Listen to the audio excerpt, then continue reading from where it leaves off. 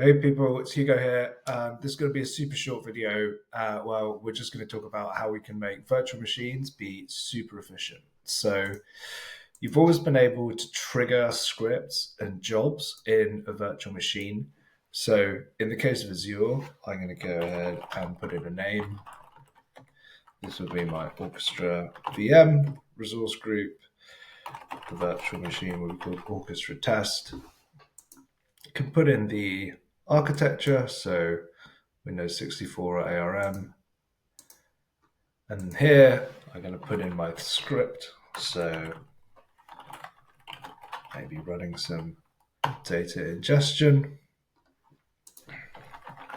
Put in my location. And this is the magic. So we've recently added this toggle, automatically start and stop VM.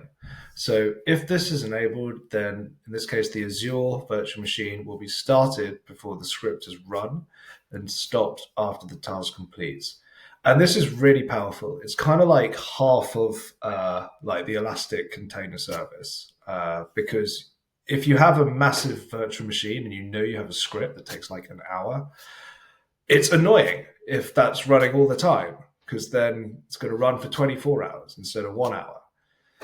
With this, you can take that cost down from 24 to 1, which is pretty nice. And that's really it. This is kind of how it looks in Azure.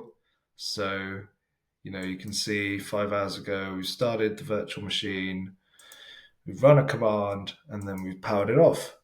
So really nice, because you can essentially get on-demand compute.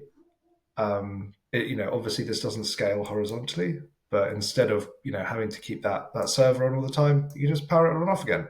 So yeah, give this video a like. Let me know in the comments if this is helpful, and if it's interesting, get in touch.